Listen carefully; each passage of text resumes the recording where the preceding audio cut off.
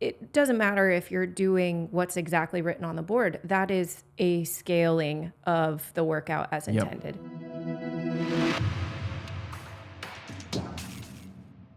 Welcome to the show. I am Coach Jay. I am here Coach with Heidi. Coach Heidi. Yeah, Hey. So we are back. We make this. This is 2 weeks in a row we've been doing I know. this. Yeah, this is good. Back for the second time in like 2 years. Yep. And in 2 weeks. Let's make it a habit. We're going to talk a little bit about like scaling today because this is something that comes up for, we do a lot of weightlifting, we do a lot of complicated movements here, and we often will scale the movements, meaning like we will adapt the movements based on like your ability or your injuries or your skill levels or whatever it is. Mm-hmm. And it's one of those things that I feel like we as coaches do it all the time. Constantly. But as an athlete, it feels a little like, oh, am I being a pain by telling the coach that my shoulder hurts and I can't do this movement? And so it's just something that I thought you get tons of like texts and all things the time. like, oh, we're doing this movement today. What do I do, coach? Yeah. And so let's talk about it today. Yeah. Love it. Yeah. So first of all, why are you getting these texts? Probably because I'm the one that communicates how injured I've been in the past, and probably the one, that gives them the most modifications or mobility over the course of years, because right? You've seen people because with I their see them. injuries and Exactly. stuff. I see them with their injuries, or I'm the nerdy one in class. It's like, hey, you're doing weird stuff. Like, let's modify this so that you're not in back pain when you do burpees, right? Yeah. So I think I just assume that role because that's how I operate. I can't unsee the things. Yeah, yeah. So let's kind of break down what scaling is, okay? And maybe we'll use a workout as an example. Sure. So let's say that we have a workout that is 10 minutes. Yep. And you are doing 10, I don't know, some sort of overhead movement. What would it be? Overhead squats. Okay, 10 overhead squats. And you're doing 10, so that's a weightlifting movement, some sort of gymnastic movement. What's the next one?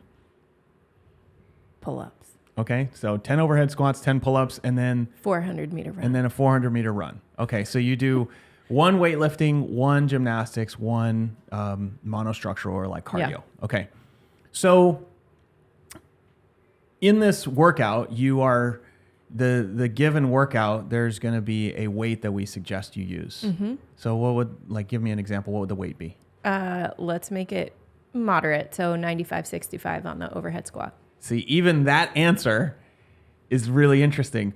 Moderate. Yeah. 95-65. But that's the experience when you see it and it's a movement like overhead squat and you're thinking like, it took me 6 months to overhead squat the barbell. Yeah. When you're seeing that and realizing I couldn't even do this for 1 and I'm supposed to do it for 10, it's that little gut check of like, should I even show up for this workout? Yeah. Okay. So the weight would be 95-65, which you would classify as moderate for what type of athlete? Like intermediate to advanced, someone who's been here 2-ish plus years. Okay, so maybe like kind of, I would borderline advanced because 95-65, maybe. Yeah, that's a decent amount of weight. Yeah. Right? Okay. It's not nothing. You have to have mastered the movement and have good positions and, worked it a bit. So when we write this workout, so first of all, when we write this workout, we're writing it for an advanced athlete. Yeah. Right? So we're writing it for somebody who's been here, I would say more like 3-4 years. Yeah, sure. Yeah. So overhead squat's a very difficult movement. Technical. Yep. Yeah. And you're doing a lot of them. Yep. And then the pull-ups is maybe slightly less difficult movement, but you have to have a lot of skills. You have to have a lot of strength and all that kind of stuff. And if you're doing kipping pull-ups, then there's like skills to that too. And then the 400-meter run, for some people, that's a long distance. In this context, it should be kind of nothing, like under 2 minutes. It should be about 2 minutes, yeah.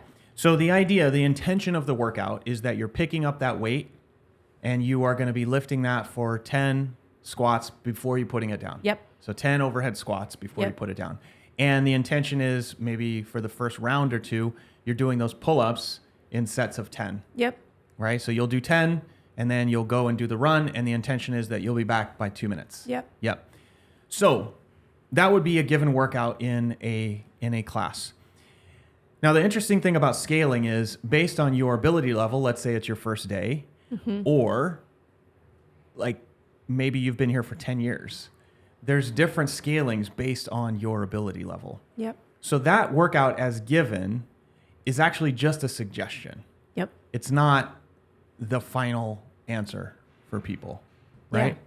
So how would you scale that workout for somebody that's been here, let's say 3 months? Yeah. Like they've been through the first 8 weeks, they've dialed a couple of things in, but they don't have pull-ups, and overhead squat is like really unfamiliar for them. And maybe they don't run too fast. Yeah. Right? So how would you scale that workout? And how long did we say that we had a time? 10 minutes. 10 minutes. You told Okay. me 10 minutes. Yeah. And okay, so actually I have one more question. How many rounds do you think people should get in this workout? 3+. Okay, so 3 rounds in 10 minutes. So how would you scale this workout for that person? Yeah, so it comes down to a few factors. One is kind of simplicity / your skill, right? It's not just a weight issue at this point because it's someone who's fairly new. Overhead squat's really technical. So I would look at the 3 movements and pick one of them to really focus on, right? Yeah. So overhead squat, I would have them go with a PVC just to get some reps of trying it. Yeah. Maybe empty barbell. Maybe. If they're super mobile, maybe I would give them an empty barbell. Yeah. But certainly like a PVC would be plenty. Yeah. I would then almost certainly give them jumping pull-ups because I know in relation to the original workout, it's going to be fairly high heart rate, something you can do in one set. And so I'd prefer to go the route of let's keep that heart rate high. Let's get this quick little gymnastic skill. And then you'd go out for a run. So assuming they're not a great runner, I would probably have them run 200, honestly, and just focus on maybe they got 4 rounds out of this instead of 3, but I would focus on them getting some skill practice as well as the high heart rate that the original workout is going to ask for. Yeah. Yeah. So if you're advanced athlete doing this workout and their heart rate hits like 155 or something, you would want to basically modify the workout for that person who's been here for 3 months so that they still hit that 155. Yep. Right. I mean, we're not measuring heart rate, but I want it to feel the same for the new person as it would for, say, one of the coaches. Yeah. So there's actually a, like if you did a scale of like a rate of perceived exertion. RPE. Yeah. Like how hard it feels. Yeah. Right. Scale of 1 to 5. Like what would you want this workout to feel like? Yeah, like probably a 4. 10-minute workouts are pretty gross. So it's kind of a sustained 4. It's not a sprint, but about 3 minutes in, you're going to be really mad at me. Yeah. Okay. And then you just hang on. So if you were starting and you were, in that 3-month period and you tried to do a 95-pound overhead squat, then you're probably, unless you are really coming in with a lot of background, you're probably not going to get to that 4, right? No, so an example of this, I think the first or second year of the Open, we actually did overhead squats, chest to bar pull-ups, and there was like 3-minute intervals. Yeah. And I remember because that was a performance piece and not just a regular workout in the gym, it was you're going to do one or you're going to sit and stare at the bar until you do. Well, that's different, right? And that's that more is about different. developing the skills For and trying sure. stuff. Yeah. And so this is that instance where that exercise is not useful. Like taking the workout as written on the board is not useful in this context of the newer athlete. So it is about hitting that 4 as opposed to like, well, here's what it says on the board. Yeah. You know? Yeah. Yeah. So it's a lot about like figuring out how to modify it so you can still hit that 4. For sure. Yeah. Okay. So let's say that, and that's kind of what we do as coaches. How would you modify it if, let's say, somebody had a problem with their right shoulder? Yeah. Assume they have one arm. So I look at that workout and again, I see the opportunity for a skill piece, an opportunity for gymnastic, but there's so much overhead in that, right? You have overhead squat, you have pull-ups. Yeah. So this is where I often get those text messages. Coach, I have this thing. I can't come in and do all of these movements. What should I do instead? Yeah. We have some options. So with it being a moderate weight squat, maybe we focus on a goblet squat where you hold something at your chest. Yeah. Or a different form of the squat so that you get that portion of it. Yeah.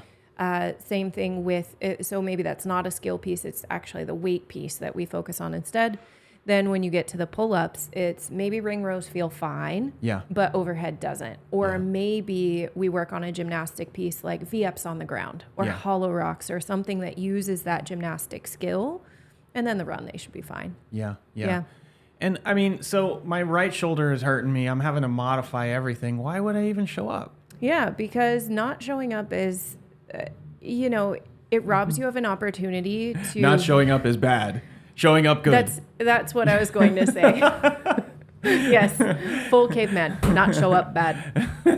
But it robs you of the opportunity to modify and learn something about yourself. You have to modify when you're in life. You don't just get to not show up and not pick up your kid. Yeah. So let's train around the parameters. Let's get some coaching. A great example of this is back pain. Yeah. Oh, I can't come in because I'm deadlifting and that hurts my back. Well, wouldn't it be better to learn how to move with your restrictions so that you have more options when you go home? Yeah.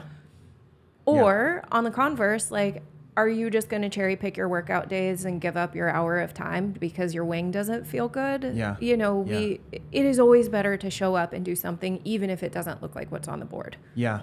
So there's like, I think there's a couple of things here. Yeah. There's one for the mental health aspect of it and one for the physical health. So, I think Kelly and Juliet have this thing where they just say never do nothing. Yeah, never do nothing. Don't do nothing. Yeah, don't do nothing. So always do something. Yep. Is what it is. And the idea here is like mentally, even if you show up and modify everything, Yeah. you've kept the streak alive of you showing up. Totally. And that is actually more important, I think, than the physical benefits because if you show up often enough, you'll be able to work through the thing. Yeah. And let's say you have shoulder pain. I know doctors recommend this, all the time. I hate it. But resting, it doesn't do it. Yeah. The shoulder pain may go away, but all the things that cause the pain, they do not go away. For sure. And as soon as you start moving again, then the shoulder starts to activate. Something happens, your shoulder gets upset, and then it starts to flare up again. Yeah. And then, same thing with back. Like back, my it's so weird. I was picking up, a blanket and my back went out. And it's like, actually the problem is you move terribly most of the You move time. like an asshole. Yeah. I didn't say that. You didn't. I did. But you have these movement patterns that need to be corrected. Yeah. Maybe there's a hip thing, knee pain, whatever. And that manifests by you hurting your back when you pick up a blanket. How are you going to fix that? Yeah. You're going to wait for 6 weeks. It's not going to, you're going to take some drugs. It's going to be okay. And then you're going to slowly work your way back. And then one day you're going to pick up a blanket again and then it's going to hurt again. How are you going to fix that? Yeah. You have to actually fix that. The only way you're going to fix it is by showing up for something. For sure. And so mentally, if you show up every day, you start to ask questions about that back pain. Wait, does that happen because, I lean to the left when I lift things up? Does that happen because, I let my back round? Does that happen because I don't keep my core tight? Like, you show up often enough, you'll hear that stuff and you'll be like, maybe I should think about this differently. Yeah, I think to that point too, there's a spectrum. So the absolute worst thing that you can do for an injury is move poorly. Yeah. And continue to injure yourself. Yeah. In the middle, maybe worse end of middle, you have do nothing. Yeah. Right? A little bit beyond that, go for light walks. Yeah. And beyond that, it's train with a coach, train smartly, and move well. Because the best thing you can do to prevent yourself from doing it again, to actually address what's going on, is to get stronger. Also have feedback on what you're doing. Like, what better avenue than when you have a coach watching you? Yeah. Hey, your back hurts because you're popping your booty. Like, let's work on that a little bit, as opposed to you having to figure out, what am I doing? Yeah. It hurts when I do the dishes. Well, it hurts when you do the dishes because you stand like a weirdo. Yeah. And what better avenue than having a coach to sit there and tell you, let's back this up. Let's do this more simply. Let's not do this crazy movement, but let's work on something simple and then have that carry over into what you do in life. Yeah. Yeah. Yeah. So mentally showing up gives you access to solving that problem for good. For sure. Right? Will you solve it the next day? No, but Over time, you'll learn enough to solve that problem for good. Physically, like the actual physical thing that happens in your body, you train, your body has to recover. And in recovering, it releases growth hormone. And that growth hormone helps you recover, but it also helps you heal that injury. For sure. Right? So your shoulder starts hurting less when you train more legs because your body's releasing growth hormone that happens overnight. You got to be asleep by 10 o'clock to get that. Yes, you have to go to bed. Yeah. You have to eat. Yeah. Most growth hormone is released between 10 and 2. Hour. Yeah. So like if you're asleep by 10, then, you get that. But like, so you release this growth hormone that actually helps with your injuries, even though you worked all around those injuries. Totally. So there's also that physical aspect of showing up. So part of why we talk so much about scaling is like the value of showing up supersedes your ability to do any particular movement. Yep. Right. And just like scale everything. Yeah. It honestly doesn't matter to your coaches. And I would venture to say, at least in my classes and most of our classes, we really enjoy connecting with our athletes and helping them find the right answer to what they do. Yeah. If that wasn't the case, we'd go coach an aerobics class or Orange Theory or something else. But the secret sauce of what we do is connecting with you and finding the right answer for you to get what you need out of the workout. And so truthfully, everyone is scaling. Yeah. It doesn't matter if you're doing what's exactly written on the board. That is a scaling of the workout as intended. Yep. And so, you just have to show up. Yeah. So that's we talk about this. Part of the reason, like, is actually a thing. People look at the workouts and they're like, I can't do that, so I'm not going to show up. Right. And it's just an interesting one because if you always avoid the overhead squat day, then will you ever get the overhead squat? Yeah. Or the snatch or whatever it is. And maybe you don't even think that's important. But there's a reason why we have that movement in there. Is part of it is because it's so difficult. And you start to notice like, oh, my shoulders do this thing. My hips do this thing. It exposes some things that maybe you can work on. Totally. Right. And then if you work on those things, then everything else is easier. Right. And I mean, I found that yesterday, I've been working on the snatch for many years, and I realized the only problem was my mobility, and you've been working on only working on mobility, not working specifically on the snatch. I hit a PR by 20 pounds, Huge. Right? And it was because I recognized that was the problem. If I had not recognized that was the problem, I maybe wouldn't have worked on mobility every day for the last 8 weeks or whatever, right? And I have some technique issues on my snatch that I definitely need to fix. But the mobility was actually the lowest hanging fruit, right? And it still is. There's a long way to go. I know. I don't judge. But and I think this is the thing. We put these workouts out there in order to challenge you, and it should be like 1% more than your ability. It shouldn't be easy. Yeah. It shouldn't be ridiculous. Yeah. But it should be a little more than what you think you're capable of. So in order for you to get 3 rounds, you might have to scale down 1 or 2 things. Now, on the other hand, if you look at somebody who's been here for 10 years and they're like, they've, passed all the advanced levels and they're, at the next level, you take the same workout, 10 overhead squats, 10 pull-ups and 400 meter run. Yeah. And you have the same goal for them, which is to hit 3 rounds or, 3-4 rounds and get their heart rate around 155, 165. How would you modify the workout for them? I mean, if it's Rebecca, I have to throw 125 pounds on that overhead squat. So it would be a heavier overhead squat. Probably 95 for her. Yeah. Well, yeah. Right. 95, yeah. Because, I mean, when you see an athlete that has a specialty, anything with Olympic lifting, for instance, or an overhead squat, and I see Rebecca is so capable at that. Yeah. I, would probably go a little bit heavier to get her that stimulus where that 10th rep is a little bit tough. Yeah. But 2, I'd push her on the gymnastics. Like, maybe there's something that she isn't quite as strong at. Like, hey, you're going to do all these in a row, or you're going to do butterfly pull-ups, or you're going to pick a slightly different angle to make that a little more difficult for you. Yeah. Okay. So you're doing this for Rebecca. What is she actually going to do? So 95 on the 95 squat. pounds. She may, depending on how her gymnastics are feeling, she's been training it a bit. She may go chest to bar. And she's going to haul ass on the run and be back in less than 2 minutes. Yeah. Yeah. So she might get more than 3 rounds on that. Yeah. Even with that weight, but that would slow her down. The weight would slow her down very little. The chest to bar would probably be the thing that's more of a challenge for her to keep together, given everything else. Yeah. Yeah. And this is one thing, I've been doing this a little bit lately. Wendy and I have been kind of messing around with the scaling because we've been scaling whatever is written up because we're working on specific skills. And sometimes it achieves the goal, sometimes it doesn't. Yep. Right? Yesterday, we scaled the workout up And I think most people, what were people getting? Like, I don't know. I have no idea. Yeah. So most people were getting somewhere between 3 and 6 rounds. So the fastest athletes were getting 6 rounds. The slower ones were getting 3 rounds. Tuesday or yesterday? Yesterday. Oh, okay. And we scaled it up, and I think I ended up with 4 rounds. So it was in the range. Yeah. I probably would have like pushed myself a little more, heart rate a little higher if I'd have gotten 5. But we scaled up the pull-ups, right, and the weights to something that was challenging for us. And as a result, I was thinking I was only going to get 2 rounds, and I ended up getting 4. Yeah. And so it was like a new discovery. Oh, I can actually do these things. Yeah. Yeah. And so one thing to remember when you're looking at these workouts, they are all scaled versions. Yeah. Like we target it towards one fictional person. Yeah. That, as at a certain level, and then we change it based on your ability. Mm-hmm. And so sometimes your ability exceeds that level, sometimes it's less than that level. The point is you're going to get the same stimulus. Totally. Yeah. So that's what the scaling is about. Yeah. Yeah.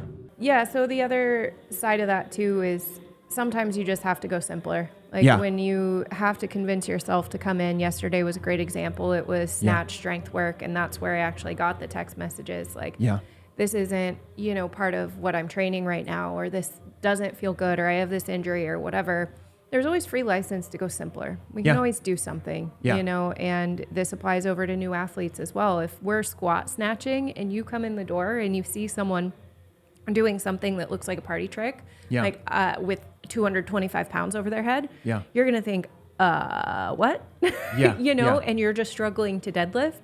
So just a reminder on anything like that, it is always okay and encouraged that we can find something for you to do if it's a simpler version or what have you. So that's actually a really great example, because at one point I had a coach that was helping me with just the snatch. Yeah. And he was, I think, in his late 60s, almost 70 years old. And he only worked with people that were like 45 or older. Yeah. And he only taught them how to snatch. Yeah. And in order to teach them how to snatch, it was basically, it wasn't like you'd go in there and start snatching. He would work all the different angles to get your body ready to be able to hold that overhead squat position and then eventually be able to snatch. Yeah.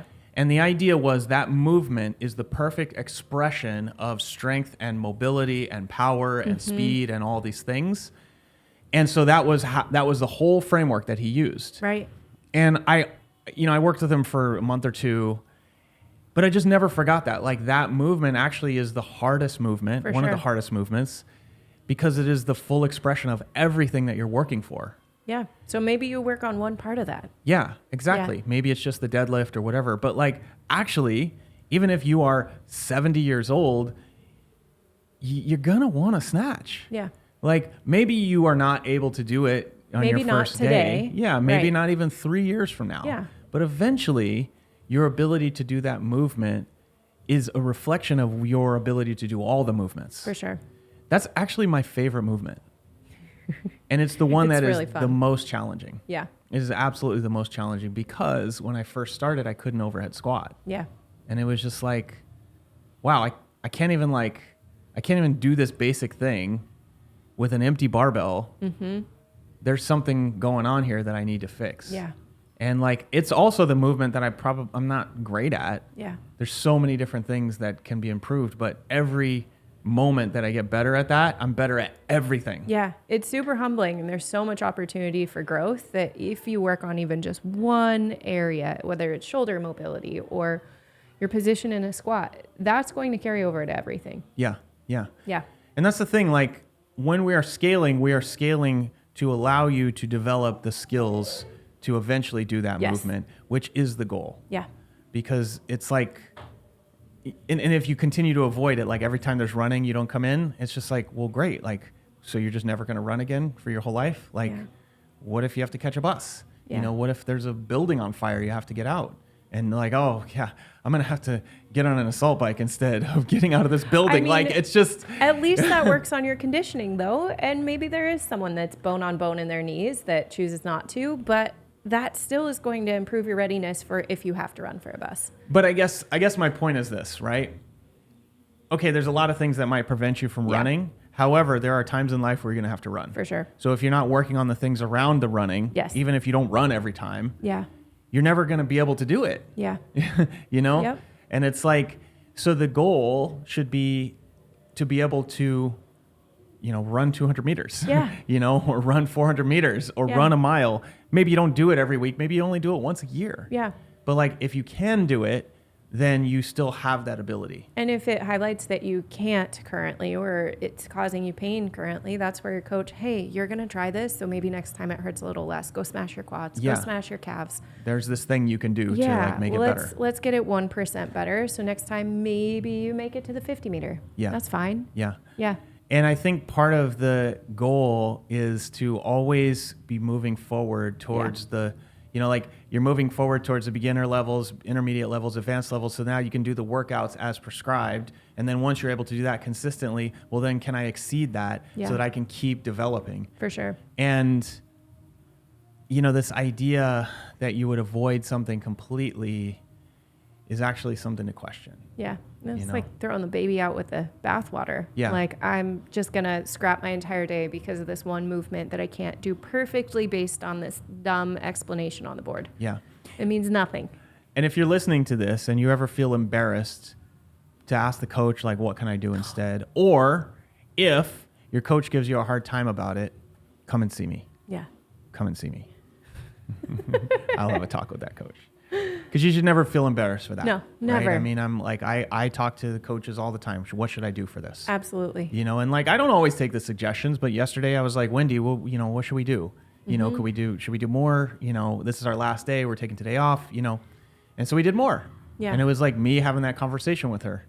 And we worked it out. Okay, great. That's going to work. Even if it feels like something simple, like burpees are hurting my back. Yeah. Yeah, let's change it. Yeah. Let's do something that does work for you. It's so helpful to see someone actually be able to do something they came in not thinking they could do. Yeah. So awesome. Yep. Any other closing thoughts? No. I have one more. Yeah? The first day you came in, you said you couldn't do squats. No, I And couldn't. I said, let's see. And we found out that you could do squats. Turns out if I do them correctly. If you knew that squats were coming in that day Yeah. and you avoided that day, Yeah. where would you be? Oh, I don't know. You probably wouldn't be here. I'd probably be more broken and really, really sad on my couch, not doing the things that I love. Yeah. And that's like always kind of think about that. It's just like sometimes just showing up and making an attempt, you realize you're actually capable you realize you're actually more capable than you think you are. Yeah. And that in itself is a reason to show up and not worry about what scaling you're going to use. It helps to have a good coach. It helps to have someone that knows what they're talking about and gives you tools to feel better. Yeah. Yeah. Excellent. Well, we'll shut it down there. Yep. Thanks for joining us. We'll see you next time. Bye. Thanks for tuning in. If you like this episode, we've got plenty of others. Go check out this one over here.